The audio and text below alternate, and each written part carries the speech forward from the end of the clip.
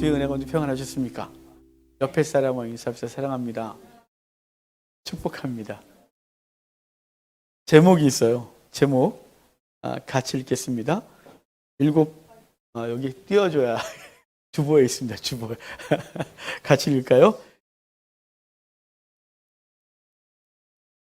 오늘 70번까지라도 라는 제목으로 은혜를 나눌 텐데요. 너무 잘 알죠? 이거 뭐 한두 번 들은 설교도 아니고. 그런데 이 본문이 어떻게 나왔는지에 대한 얘기를 좀 쭉 앞부분부터 오늘까지 봐야 돼요. 지난 두 주를 부활주일 그리고 종료주일을 거치면서 본문을 다른 걸 봤거든요. 사실은 그 3주 전에 그 종료주일 전주가 마태복음 18장 앞부분을 했었어요. 그러면서 18장 전체를 하고 싶었지만 시간이 다 허락하지 않아서 앞부분 중요 부분하고 오늘 그 결론 부분을 하겠다고 했는데 중간에 두 주간 딴 설교를 했기 때문에 여러분의 망각의 은혜를 충분히 갖고 계셔서 뭔 소리 했었지? 이렇게 될 것 같아요. 그래서 뭔 소리 했을지 같아서 제가 앞부분을 잠시 설명하고 그리고 오늘 이야기 보겠습니다. 우리 18장 1절을 좀 볼까요? 1절 보면 그때 제자들이 예수께 나와 이르되 천국에서는 누가 큽니까? 이렇게 물어요.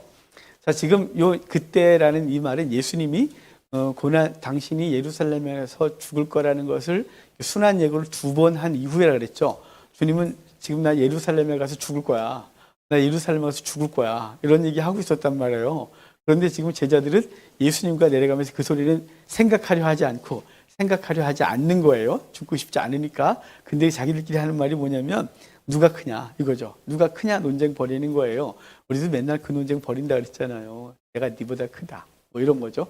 근데 내가 니보다 약하다 싶으면 괜히 자존심 상하고 그런 기분 나쁜 거. 인생은 항상 비교하면 살면서 많이 모으려 하고 높은 자리에 서고자 해요. 제자들이 그 싸움을 싸우는 거죠. 예수님 나 때문에 죽으셨는데 우린 예수님을 통하여 높아지려고만 해요. 예수님을 통하여 기도하면서 높아지고 많이 모으려 하고 그런 것이 우리의 관심사죠. 그럴 때 주님께서 한 어린아이를 데려다가 이 어린아이와 같이 아니하면 천국에 들어가지 못한다 이렇게 말했거든요. 어린아이 같다라고 하셨어요. 이 어린아이 깨끗하다 뭐하다 이런 것보단 그 어린아이 같이 낮아진 그 어린아이의 인격도 없는 그 낮아진 자리 그래서 롤리 포지션 이런 얘기 했었어요. 낮은 자리까지 내려가지 아니하면 하나님 나라에 합당하지 않다. 너네 항상 높은 자리 추구하지만 낮은 자리 그 낮은 자리 그 자리를 주님이 먼저 오셨다 그랬죠. 하늘 보좌 버리시고 이 땅 가운데 인간의 몸을 갖추고 오셔서 종의 형체를 가져 십자가에 달려 죽으셔서 우리를 대신하여 죽으신 놀라운 은혜 그분이 낮은 자리에서 낮은 자리에 있는 우리를 하늘로 올리신 놀라운 은혜를 입었었어요. 그러면서 이 어린아이 그랬다가 이 작은 자 중 하나를 소자 작은 자 그래서 이 작은 자 하나를 실족하게 하면 차라리 그 목에 연자맷돌을 메고 바다에 빠쳐지는 것이 낫다 이렇게 말씀했어요. 그러면서 손이 범죄하면 잘라버리고 발이 범죄하면 잘라버리고 눈이 범죄하면 뽑아버리라 이렇게 할 정도로 이렇게 엄하고 두려운 말씀을 했어요. 그러면서 하신 말씀이 뭐냐면 그러면 작은 자 그러면 작은 자 누구냐라고 할 때 그들 속에 한 가지 이미지를 심어줬는데 100마리 양 중에 한 마리 잃어버린 양이 있는데 그 잃어버린 양 그냥 내버려두면 짐승의 밥이 될 그 양을 목자는 밤에 찾아다니고 그 양을 찾아서 돌아오는 그 한 마리 양을 찾는 심정 그것이 어린아이 같은 심정 그리고 어린아이를 찾아 나서는 심정 그리고 실족시키지 않는 그 소자 작은 자 실족시킨다 실족시키면 버린다는 뜻이죠. 버린다는 거예요. 그 영혼 찾아내는 일이 너희가 할 일이다 라고 말씀하셨어요. 그러면서 했던 얘기가 뭐냐면 15절이었거든요. 내 형제 중 하나가 죄를 범하면 그래요. 자, 형제 중을이잖아요. 형제가 아닌 사람이 죄를 범하면 까짓 모른 척하면 됩니다. 알겠어요? 나하고 관계없는 사람이 죄 범하는 거 그러려니 그러잖아요. 예전에는 나라 문제가 온통 내 문제, 한국교회 문제가 온통 내 문제에서 맨날 근심 가운데 있다가 좀 자유해져야겠다 싶어서 나라님들이 알아서 할 거야. 정치인들이 알아서 할 거야. 이렇게 좀 던져놨어요. 책임 회피가 아니고 좀 내려놓으니까 좀 마음 편한 거 있죠. 그거 내가 끙끙거린다고 해결될 것도 아닌데 막 이러고 앉아서 잠을 못 자고 분노하고 짜증나고 이럴 거 없더라 말이죠. 형제가 아니고 제3자 좀 멀리 있는 사람이 죄를 범하면 나와 상관이 없기 때문에 용서구호 할 것도 없어요. 그냥 그렇게 살다가 죽으려니 그러죠. 근데 내 형제 중 하나예요. 형제 중 하나는 그 형제가 죄를 범하면 내게 해가 돼요. 제가 지난주에 말씀을 드리지 않았는데 거기 내 형제가 죄를 범하거든 그러는데요. 그거 원래 이래 돼 있어. 이렇게 해석해야 돼요. 내 형제 중 하나가 너에게 죄를 범하거든. 그래서 그 형제의 죄가 내게 영향이 끼쳐질 때예요. 그 사람이 어떤 죄를 범하면 나도 해를 받고 심지어는 그 사람이 나에게 죄를 진 거죠. 그래서 내가 피해를 입은 상태, 그 고통스러운 상태, 그런데 그 사람의 죄를 보고 버리라가 아니라 잃어버린 양을 찾는 심령으로 그 사람에게 가서 너 지금 그거 잘못됐잖아. 사과해야지. 그게 죄에서 돌이켜야지. 그럼 그가 들은 척도 안 하면 두세 사람이 가서 권면을 다시 하래요. 그런데 그 소리도 안 듣거든. 교회에 가서 그 사람을 권면하래요. 근데 듣지 않거든. 그 이방인처럼 내어버려라 그래서 잠시 거리를 두고 있으면서 그를 위하여 너희 기도해라. 두세 사람 위하여 기도하면 하늘에서 듣고 시행하시리라. 근데 뭐 때문에 기도하는 거예요? 돈 때문에? 아니죠. 두세 사람이 모여 기도한 이유는 그 형제 중 하나가 범죄한 형제 중 한 사람이 죄를 졌는데 그 사람을 찾아내기 위하여 마치 100마리 양 중에 한 마리 잃어버렸는데 그 양을 찾기 위해서 헤매고 다니고 그 양을 찾아냈던 목자의 심정으로 죄 지은 형제, 누구한테요? 나한테. 그 형제가 죄 진 것 때문에 내가 고통스럽고 그 형제가 죄 진 것 때문에 내가 너무 힘들고 피해가 있는데 그 형제 살리기 위하여 넌 가서 권면하고 네 말 안 들어? 두세 사람이 가서 해. 안 되니? 교회가 가서 해. 그러면 안 되면 잠시 내려놔. 그리고 그들을 위하여 기도해라. 두세 사람이 그를 위해 기도해라. 그러면 주님께서 그 기도를 듣고 시행하시겠다. 너희 가운데 하나님이 함께 하신다라고 말씀하시는 하나님이 본문이 지금 20절까지가 그 얘기를 하고 있는 거예요.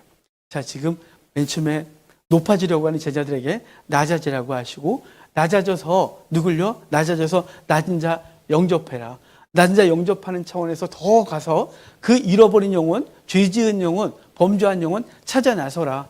한 마리 그냥 아무것도 아닌 것처럼 생각하지만 그 한 마리 네 목숨 걸고 찾아내라. 근데 심지어는 그럼 그 목숨 걸고 찾아낸 한 마리 양은 뭐냐면 너에게 범죄한 형제. 너에게 범죄한 형제를 찾아내서 그 형제를 잃어버리지 말고 버리지 말고 포기하지 말고 그 영혼 때문에 한 사람이 두 사람이 교회가 가서 권면하고 그리고 그래도 안 듣거든 너희가 그를 위하여 집중적으로 기도해라. 두세 사람이 그를 위해 기도하면 하늘에서 듣고 시행하시겠다. 하나님이 함께 하시겠다. 여기까지 말씀하셨어요. 여기까지 이해가 되셨죠? 그리고 오늘 본문으로 넘어오는 거예요. 본문에 보면 자 우리 21절 볼까요? 21절 본문을 본격적으로 봅시다. 같이 읽겠습니다. 그때 베드로가 나와 이르되 주여 형제가 내게 죄를 범하면 몇 번이나 용서하여 주리이까 7번까지 하오리이까. 자 봅시다.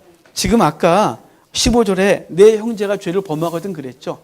내 형제가 죄를 범하거든 너는 가서 개인적으로 하고 안 되면 두세서씩 하고 안 되면 교회에 가서 하라 그랬잖아요. 근데 오늘 뭐라 그러냐면 베드로가 주여 내 형제 중 하나가 내게 범죄하면 내가 7번까지 용서하면 될까요? 라고 물은 거예요. 주님이 지금 몇 번까지 하라 했어요? 조금 아까 너가 가서 하고 두세 사람이 가서 하고 교회가 가서 하래요. 3번까지 하랬죠. 이건 누구의 가르치냐면 당시 랍비들의 가르침이었어요. 랍비가 3세번 해준 거죠. 3번까지 용서하라 그런 거죠. 3번 이상은 야 인간이 도저히 할 수 없는 거야. 야 3번까지 용서하면 됐지 뭘 더 용서하니. 그게 당시 랍비들의 가르침이었단 말이에요. 3번까지만 하라는 거였죠. 4번째는 패도 되는 거예요. 네 번째는 가서 복수해야 되는 거죠.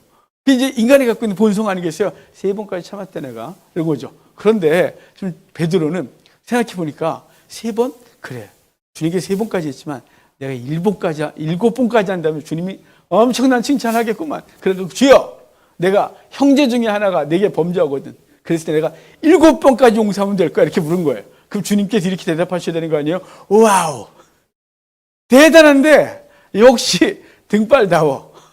역시 힘 좋은데 야 용서도 폭넓게 하고만 7번 좋아 라고 했어야 되는 거 아니에요? 그런데 베드로는 칭찬 들어야 되는데 주님 칭찬은 그냥 이렇게 말하는 거예요. 얘야 형제를 용서하는데 7번뿐 아니라 70번까지라도 해야 된대요. 그럼 이게 77이 49, 490번? 일까요? 아니면 77. 왜 77이 나왔냐면 창세기 보면 가인이 아벨을 죽이고 쫓겨날 때 하나님 앞에 그래요. 주여 나 너무 무서워요. 사람들이 날 죽일까 무서워요. 그랬더니 주님께서 이렇게 해주셨거든요. 걱정하지 마. 내가 너에게 표를 줄게. 그리고 그 표 때문에 사람들은 너를 박해하지 않을 거야. 너를 만약에 해야 하면 7배의 벌을 줄 거야. 걱정하지 마. 죄인에게도 주는 용서를 주셨어요. 근데 이 라멕이란 놈이 그 가인의 후손 라멕이 이렇게 말해요. 한 번은 자기 일 누가 건드렸대요. 그래서 그를 죽여버렸대요. 그래서 그놈이 하는 말이 뭐냐면요. 가인은 7배를 벌한다며 나를 건들면 77배를 벌할 거야. 라고 해서 오늘 7번, 70번, 그래서 77번이 되는데 그것도 아니에요. 77번이건 490번이건 그 무한대로 용서한다는 뜻이에요. 무한대로. 여러분, 우리가 7번까지 용서한다면 대단한 거 아닐까요? 누군가를 계속 나한테 사기를 쳐요. 한 번 쳤는데 너 용서해 줄게. 2번 쳤어요. 너 진짜 한 번 용서해 줄게. 또 3번째 사기를 쳤어요. 너 진짜 용서해 줄게.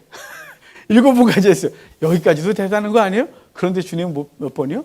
70번뿐 아니라 7번뿐 아니라 70번까지라도 이렇게 말해요. 이거는요. 70번까지라도 이렇게 말하죠. 70번까지가 아니에요. 잘 보셔야 돼요. 7번뿐 아니라 70번까지도가 아니라 7번뿐 아니라 70번까지라도 그래서 그 70번까지라도 그리고 그 이후까지라도 계속 연결되는 거죠.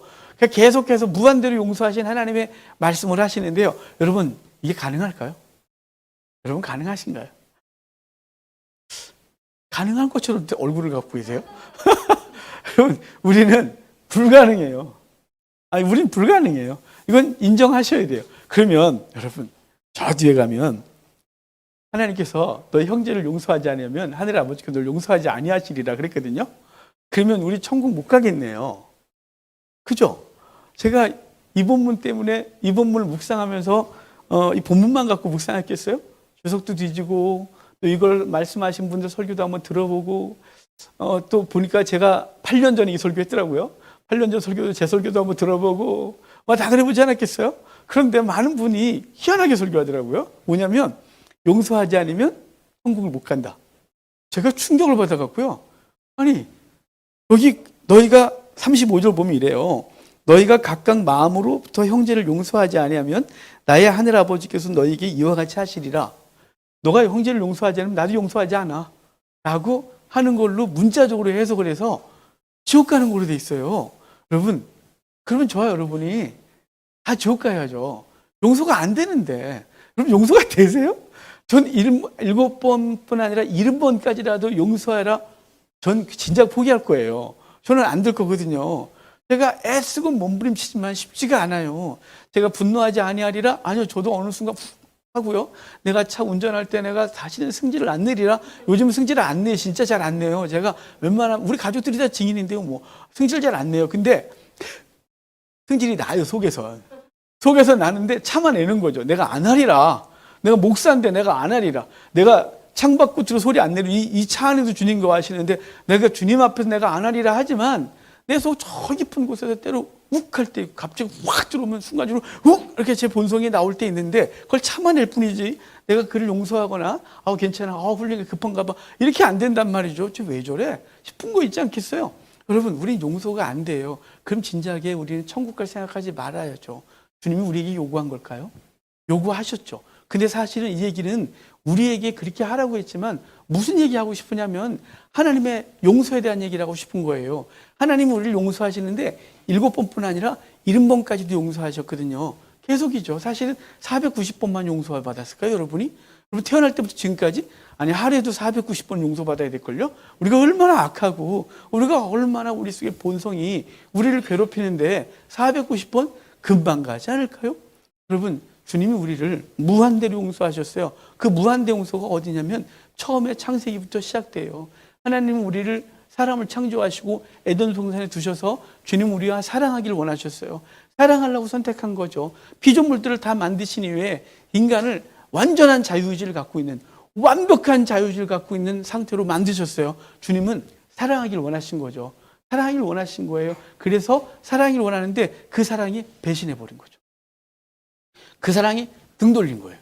그 사랑이 등 돌려서 뱀하고 짝짝 꿍는 거죠. 그래서 갑자기 하나님 버림받은 거예요. 여러분 그 버림받음의 슬픔이 얼마나 클까요?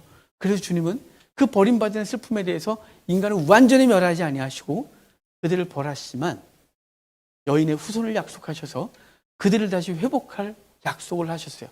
그리고 그 이후에 끊임없이 하시고 심지어는 당신의 아들을 독생자를 이 땅에 보내서 그분이 우리의 죄를 짊어지고 죽게 하셨어요. 아들을 내어주시는 슬픔이죠. 아들을 내어주시는 그 고통을 기꺼이 감당하신 거예요. 왜요? 그 사랑 회복하려고. 그 사랑 회복하려고요. 7번씩 70번일까요, 그게? 아들을 내어주는데?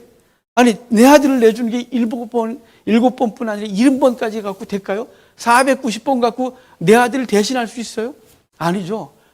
억만 번을 갖다 대도 내 아들을 내줄 수는 없는 거예요. 그게 얼마나 귀한데? 근데 하나님은 그 아들을 내어주시고 그 아들을 죽이시고 무덤에 가두시고 3일 동안 침묵하시는 그 슬픔 가운데 빠지시는 하나님의 역사예요. 그리고 부활하시고 그리고 우리를 위해 다시 오시는 그 사랑, 무한대로 사랑하시는 거죠. 그분의 사랑이 7번뿐 아니라 70번까지라도가 주님의 사랑을 말하고 싶은 거예요. 주님의 사랑을. 그러면서 한 가지 얘기를 하거든요. 거기 22절 얘기를 했고 23절 볼까요? 23절 한 절만 읽어요. 그러므로 천국은 그 종들과 결산하려 하던 어떤 인권과 같으니. 자, 천국은 그래요. 자, 천국은 마치 마태복음 13장 같죠? 천국은 마치 그런데 천국이 언제 있었어요? 조금 아까 18장 시작할 때 3절 보실래요? 3절 같이 읽어봐요. 이르시되 진실로 너희에게 이르노니 너희가 돌이켜 어린아이들과 같이 되지 아니하면 결단코 천국에 들어가지 못하리라. 어린아이 같이 되지 않으면 결단코 천국에 들어가지 못한다 이렇게 말씀했거든요. 천국 얘기를 한 거예요. 그러면서 다시 말하기를 천국은 그래놓고 천국은 어떤 임금이 그 종들과 결산하려 할 때 벌어진 상황과 같다 이렇게 말씀하고 있는 거죠. 천국은 여러분 그분 천국하고 용서에 대한 얘기를 할 거거든요. 왜 천국하고 용서하고 가는 걸까요? 천국은요, 결론을 말씀드리자면 천국은 용서받은 사람들이 가는 곳이에요. 천국은 용서하는 사람들이 누리는 즐거움이에요. 용서하지 않으면 천국이 없는 걸 아십니까? 이제 나중에 보겠지만 이 우리가 저 뒤에 가면 천국이 없는, 용서가 없는 사람이 지옥을 누리는 걸 알게, 지옥 가운데 살게 돼요. 그래서 결산하려는 어떤 임금과 같대요. 자, 임금이 이제 그 종들과 결산을 하는 거죠. 결산한다는 건 그 종들에게 여기 진 빚, 그 종들이 저한테 돈 좀 빌려주시죠. 제가 이거 사업을 하거든 뭘 해서 이익을 남겨드리겠습니다 했던 그 종들에게 엄청난 걸 빌려줬고 그 종들과 결산하라는데 그 종들이 그 중에 한 명이 1만 달란트 빚진 자가 있어요. 1만 달란트가 얼마나 크냐면요. 1만 달란트는 여러분은 만져본 적도 없고 본 적도 없고 그래요. 1만 달란트가 얼마나 크냐면 당시 이스라엘, 그러니까 예루살렘, 사마리아, 그리고 이두메, 그러니까 에돔, 지금 그 요르단 남부지요. 요르단 남부, 그 다음에 지금 현재 이스라엘 그 전체에서 거둔 1년 세금이 로마에 바친 세금이 800달란트예요. 800달란트가 한 나라의 세금이었어요. 한 나라 거둔 게 800달란트. 큰 거죠. 우리 역사에 보면 포에니 전쟁이라고 있어요. 1차 포에니 전쟁이 로마하고 그다음에 튀니지가 나오나. 그러니까 북아프리카에 거기하고 싸우게 되거든요. 죄송해요, 갑자기. 그 싸움은 시칠리아 섬을 갖고 싸우게 되는데 로마가 이겨요. 그래서 그때 전쟁 배상금으로 얼마를 로마한테 물어줬냐면 3,200달란트예요. 전쟁 배상금이 3,200달란트밖에 안 되는 거죠. 엄청난 피를 입고 엄청난 사람이 죽은 거에 대해서 배상금 내 3,200달란트가 엄청날 것이에요. 근데 오늘 본문에 얼마요? 1만 달란트요. 왜 1만 달란트를 말한 걸까요? 이 1만 달란트 숫자적으로 이게 얼마다, 이게 뭐 몇십조다, 몇백조다 이 얘기를 하고 싶은 걸까요? 아니에요. 그게 아니고요. 이스라엘 사람들이 셀 수 있는 최고의 단위가 1만이에요. 비록 숫자 표기는 1000이 최고지만 그들에게 있어서 최고의 큰 단위가 만이에요. 만. 그러니까 만 더 이상 크게 어떻게 할 수가 없는 거예요. 그래서 그들이 진짜 많은 건 만만이요 막 이렇게 말하죠. 12번. 그러니까 이 만은 그들이 셀 수 있는 최고의 단위인데 이 1만 달란트는 그냥 사람이 어떻게 마련할 수 없는 빚. 그 빚을 진 종이 와서 결산하려 하니까 아무것도 없는 거죠. 다 날린 거예요. 인생 1만 달란트 갖고 있던 거 다 날린 거죠. 그래서 임금님이 돈 갚아. 그랬더니 없대요. 야, 네 부인 팔고 자식 팔고 땅 팔고 다 팔아. 갚아. 그랬더니 하나도 없대요. 그래서 제발 용서 좀 해달래요. 그러니까 주님께서 임금이 뭐라 하냐면 보니까 갚을 능력이 없는 게 뻔하거든요. 어차피 갚을 능력 없는 것, 그 주인은 어떻게 할까요?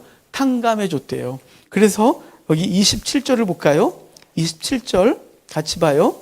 그 종의 주인이 불쌍히 여겨 놓아 보내며 그 빚을 탕감하여 주었더니.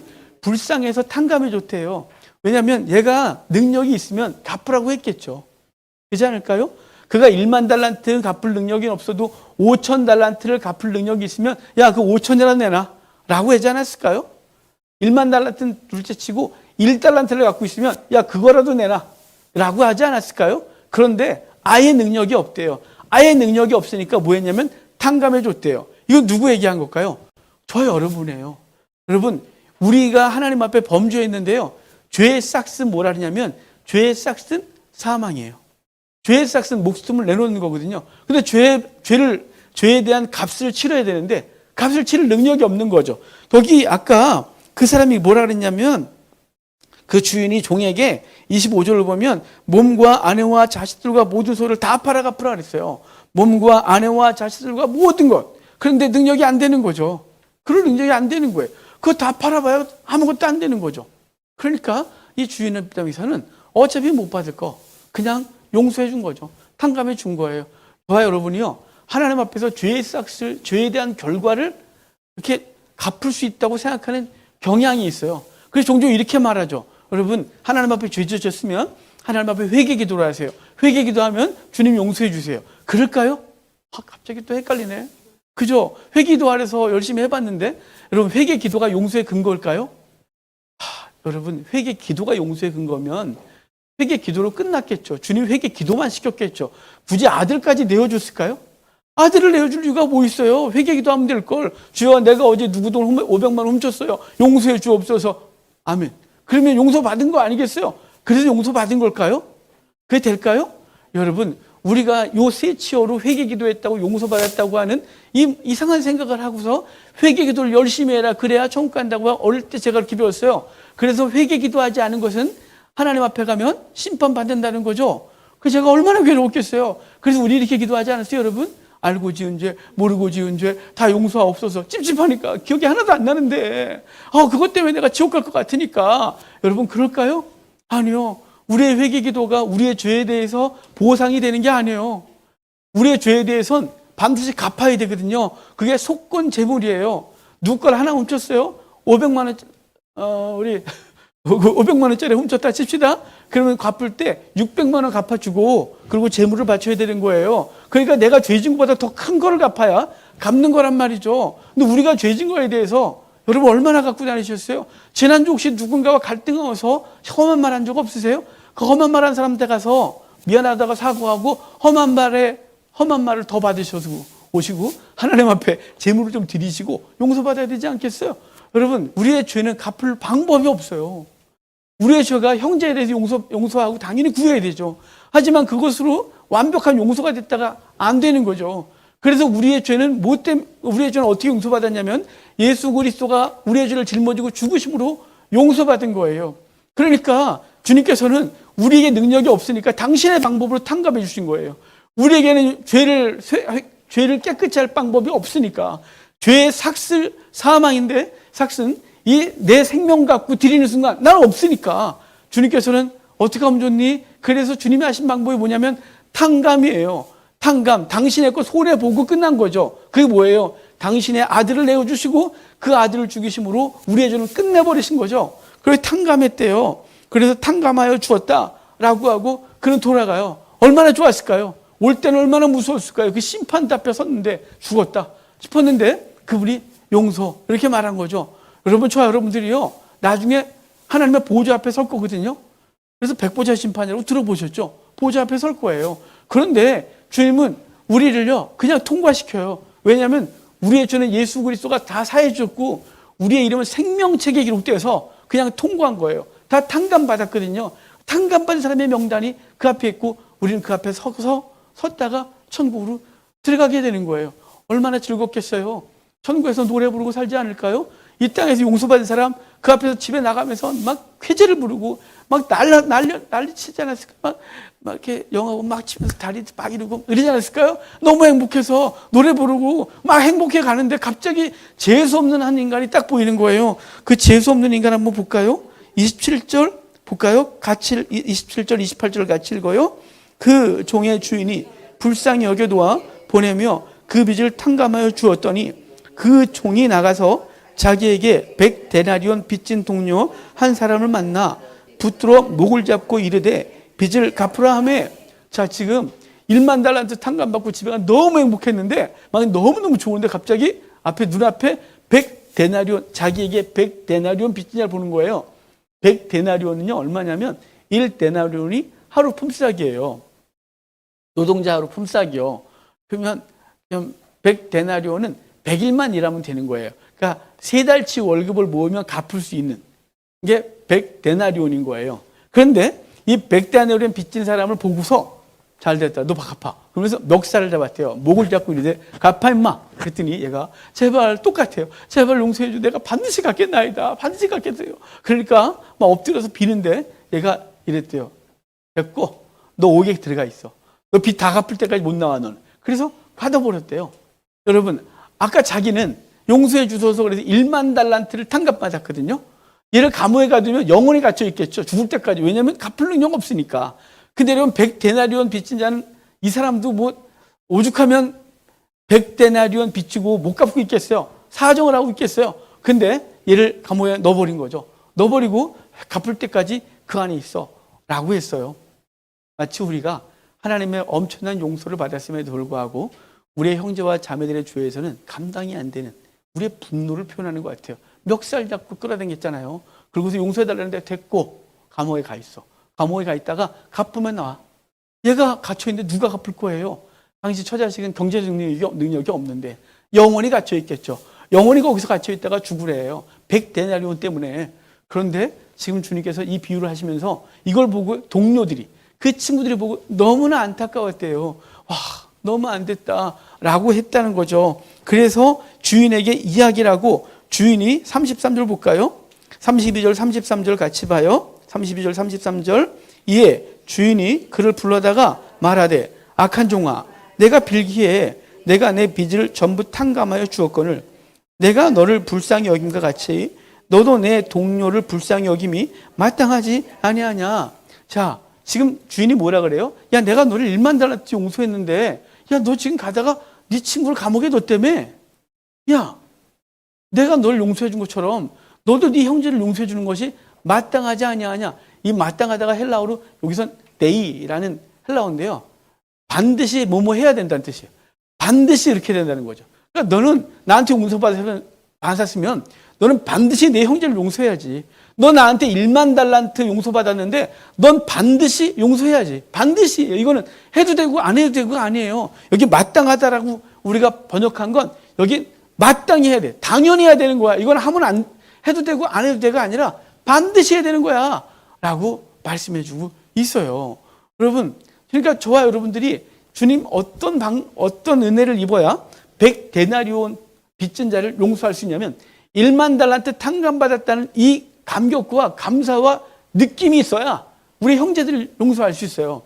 그러니까 자기가 받은 은혜만큼 그 은혜는 흐르게 되어 있거든요. 하나님의 은혜가 얼마나 큰지 알면 이제 우리 형제와 자매들을 향하여 그 은혜를 흐릴 수 있는 거예요. 근데 은혜가 느껴지지 않고 하나님의 사랑이 내게 없으면 이 사랑 형제와 자매들에게 흘릴 수가 없는 거죠. 왜냐하면 받은 게 없으니까요. 받은 만큼 줄 수밖에 없거든요.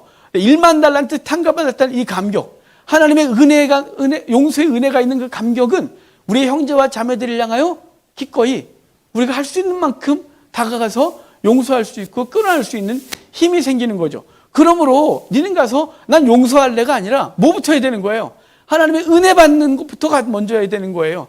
은혜 받는 게 가장 중요해요. 하나님 앞에 무릎 꿇고 그분의 사랑이 내 속에 풍성하게 흐르는 게 더 중요한 거예요. 그래야 힘이 생기는데 하나님으로부터 주신 은혜는 받을 생각을 안 하고 이 말씀은 자기 의지로 실천해 보겠다고 하니 이게 됩니까? 우리 의지로 됩니까? 됐으면 이 모양 됐겠어요, 이 세상이. 우리 의지 갖고는 아무것도 안 되니까 세상이 이렇게 악해지지 않겠어요? 우리의 의지 갖고 됐으면 우리나라 정치가 저 모양이겠어요? 우리의 의지가 됐으면 우리의 가정이 이 모양 됐겠어요?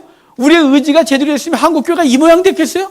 우리의 의지는 능력이 없어요. 근데 왜 이 모양 됐을까요? 하나님의 은혜 앞에 무릎 꿇은 적이 없어요.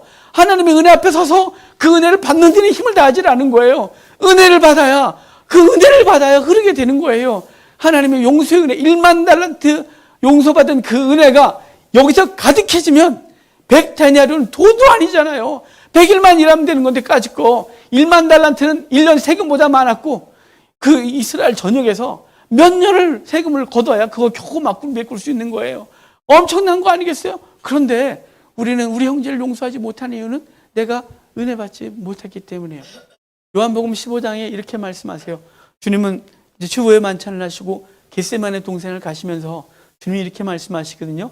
얘들아, 아버지는 농부고 난 참 포도나무야. 너희는 가지거든. 너희가 내게 붙어 있어라. 그러면 절로 가시를 맺는다는 거예요. 그러니까 붙어 있어야 되는 거죠. 붙어 있지 않고 열매 맺겠다고 싸우니 어디서 공급받을 거예요? 하나님은 은혜로부터 공격을 받아야 되는 게 있는데, 농부이신 하나님께서 참 포도나무신 예수 그리스도 주신 은혜가 있는데 이 은혜 받을 생각은 안 하고 머리는 예수 그리스도를 믿는데 여기 아직 채워지지 않았는데 나가서 이것으로 뭘 하려니 이게 됩니까? 머리는 되는데 이게 안 돼서 감당이 안 되고 좌절하고 절망하는 게 우리 모습 아니겠습니까? 그러니까 먼저 뭘 붙어야 되냐면 1만 달란트 탕감해 주신 하나님의 은혜, 7번뿐 아니라 70번까지라도 용서하신 하나님의 은혜가 여기서 느껴질 때까지 그분 앞에 있는 거예요. 그분 앞에 무릎을 꿇고 주의 은혜에 대해서 깊이 고민하는 거예요. 그 은혜가 있는 거예요. 오늘 오전에 우리 교회에서 처음으로 우리 조영 집사님이 대표 기도를 하셨어요. 이제 계속 들어와시겠지만 우리 조영 집사님이 예수님만 얘기하면 울어요 요새. 그래서 가서 무슨 얘기를 못하겠어요. 예수님 얘기하면 훌쩍거리고 예수님 얘기하면 훌쩍거리고 그래서 그렇대요. 요새 예수님 얘기하면 그렇게 은혜가 된다는 거예요. 하나님 말씀이 그렇게 은혜가 되고 나도 저럴 때가 있었는데 나도 울어야 되는데 눈물이 말랐나 은혜가 없는 건가. 여러분 예수님의 은혜가 느껴지면 그 은혜 갖고 그 다음 사람들을 대하는 거죠. 여기 그 다음 볼까요? 34절 되게 중요한 얘기 이게. 같이 읽어봐요. 주인이 노하여 그 빚을 다 갚도록 그를 옥졸들에게 넘기니라. 그게요. 이 옥졸들에게 넘겼다 그러잖아요. 이게 어떤 뜻이냐면 이 옥졸이 갖고 있는 게 뭐 옥에서 근무 쓰는 포졸 이런 느낌이 아니에요. 이 옥졸이라고 번역한 이 단어는 성경에 지금 여기 딱 한 번 나왔거든요. 이 단어가 뭐냐면 고문하는 자, 신문하는 자라는 뜻이에요. 그러니까 내가 널 탕감해 줬는데 너가 네 형제를 용서하지 못했어? 오케이, 너 들어가. 그래서 단순히 아까 이 친구를 옥에 가뒀거든요. 옥에 가둔 게 아니라 그 몸을 누구한테 맡기냐면 옥졸에게 맡겼대요. 옥졸을 뭐 한다고요? 고문한다고요. 고문하는 거죠. 갚아. 너 돈 어디다 숨겼어? 갚아. 계속 갚아. 계속 막 지지고 때리고 막 고춧가루 붓고 계속 그게 이게 고문한 여기 옥졸이에요. 여러분 이게요 사실은 용서하지 못하는 우리의 심령이 옥졸에게 맡겨진 삶이에요. 용서하지 못하면 누가 괴롭냐면요 상대는 별 괴롭이 없어요. 걔는 어차피 뻔뻔해요. 근데요 누가 지옥을 겪냐면 용서하지 못한 사람은 지옥을 겪어요. 1만 달란트 탕감받은 자는요 행복했는데 용서받은 것 때문에 갑자기 100데나리온 자기에게 빚진 자 만나면서 지옥이 돼버렸어요. 옥졸에게 붙여진 거죠. 그는 옥에 가기 전부터 이미 지옥이에요. 여러분 누군가의 멱살을 잡고 죽여 살려 하는 그 심령은 천국일까요? 지옥이죠. 그 지옥을 경험하는 게 지금 옥졸에게 붙였다는 뜻이에요. 여러분 우리가 이제 우리의 삶에 돌아가서 오늘 말씀대로 지금 우리는 높아지길 원하고 군림하길 원하고 그런 우리들을 향하여 주님께서는 작은 자, 낮은 자리에 서서 작은 자 하나를 찾아내고 그 영혼을 사랑하는 삶을 살래요. 그러면서 하는 말이 뭐냐면 형제가 내게 범죄하거든 가고 두세 사람이 가고 교회가 가고 안 되면 그를 집중적으로 기도해라. 집중적으로 기도해. 그러고 하는 말이 뭐냐면 용서해라. 용서하지 못하면 어떻게 되는 줄 아니? 넌 지옥을 겪는 거야. 이렇게 말하는 거예요. 용서하지 못한 심령은 옥졸에게 붙여진 심령이지 고문을 당하는 거야. 네가 잠을 자겠니? 네가 괴로워서 밥은 먹겠니? 너는 지금 옥졸에게 붙여져서 고문을 당하는 거지 라고 말하는 거예요. 사도 바울이 고린도 후서에서 이렇게 말해요. 사도 바울은 에베소에 있을 때 고린도로부터 소식을 들었거든요. 그래서 고린도의 문제를 고린도 전서를 통해서 보냈는데 고린도 지역의 일부 교회 사람들이 사도 바울을 모욕했어요. 지까짓 게 뭔데? 지가 사도야? 왜 우리한테 이래라 저래라 지랄이야? 라고 하고 막 그랬단 말이죠. 그래서 사도 바울이 그럼 내가 갈게. 그래서 에베소에서 떠나서 고린도로 가요. 고린도로 가서 분노로 가기 시작했어요. 내가 이것들 가만두지 아니하리라. 내가 거기에서 내가 교회를 세웠는데 날 뭐라고? 너는 가만 안 있어 내가 쭉 가다가 사도 바울이 마음이 녹아요. 그러니까 시간이 마음이 녹이는 거죠. 뭐 시간이 녹혀요. 그러다가 가서 편지를 쓰고 들어가지 않거든요. 그래서 고린도 입구에서 편지 써서 고린도 후서를 전해주고 사도 바울은 돌아가요. 근데 돌아올 때 사도 바울이 그 편지를 쓰면서 고린도 후서에서 이렇게 말해요. 자기에게 그렇게 못되게 말했던 사람, 교회를 불면시켰던 그 사람들, 사도 바울은 이렇게 말해요. 그들을 차라리 용서해라. 용서하지 않는 것은 사단에게 속은 것이다. 이렇게 말해요. 사단에게 속은 거래요. 왜요? 용서하지 못하면 사단에게 속은 건 왜 속은 걸까요? 조금 아까 본문으로 다시 돌아오면 본인의 천국이 깨졌어요. 천국은 용서하는 것에서 시작하고 천국은 용서받은 사람들이 누리는 복이라 그랬잖아요. 그런데 용서하지 못한 것 때문에 그는 용서받을 때 천국이었어요. 근데 그가 용서하지 못한 것 때문에 옥졸에게 묻혀 지옥이 된 거예요. 이해가 되셨습니까? 여러분, 우리가 용서하지 못하는 것은 사단에게 속은 것이에요. 그것이 어떤 죄든지 간에 그가 대상이 누구든지 간에 우리는 용서의 은혜를 베풀고 살아야 되는 거죠. 우리가 완벽하게 용서할 수는 없습니다. 우리가 못해요. 제가 그랬잖아요. 완벽하게 용서에 천국 간다면 우리는 아예 포기하자고. 우리는 그럴 만한 주제가 못 되고 능력이 없고 그럴 만한 사람이 못 된다고. 하지만 주님께서 7번뿐 아니라 70번까지도 용서하신 그 사랑이 우리 가운데 있어요. 그 7번뿐 아니라 70번까지 용서하신 사랑이 뭐냐면 1만 달란트 탕감받은 것. 그것이 70번뿐 아니라 7번뿐 아니라 70번까지도 용서받은 것이죠.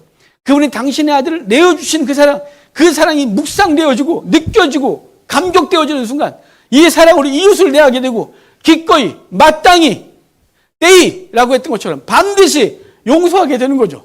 그 빚을 용서하게 되는 거예요. 그 용서하게 되니까 천국인 거죠. 그런데 용서하지 못하면 멱살 잡고 끌어내서 너 안 돼. 너는 갚아야 돼. 이러고 막 분노하는 순간 그는 스스로 지옥으로 들어간 거예요. 천국에서 지옥으로 용서받은 천국에서 용서 못하는 지옥으로 그 지옥이 뭐예요? 옥졸에게 붙였다고 고문은 자에게 붙였다고 고문 다 하고 있는 거예요 본인이. 여러분 그래서 여러분 지금 예배 드리면서 생각나는 사람이 있습니까? 내 그놈 때문에 지옥이야 내가 요새. 있습니까? 웃는 사람들이 뭐가 있어요? 지옥이에요? 그러면 돌아가면서 주여 1만 달란트 탕감받은 은혜를 내게 허락하소서. 여러분 내가 이 소원을 알아요. 저 설교 한두 번 들은 게 아니에요. 그런데요 여기서 충만하지 않아요. 여기서 느껴지질 않아요. 그 사랑이 있어야 그 사랑이 흐르지 않겠어요? 생수의 강에 내가 충분해야 그 생수의 강이 흘러넘쳐 또 다른 사람을 살려내지 않겠어요? 여러분 주의 용서의 은혜 입으셨습니까? 이제 우리 돌아가서 용서의 삶을 삽시다. 사는 것이 천국이고 그렇지 못한 사람은 오늘 옥졸에게 붙여져서 오늘도 지옥일 것입니다.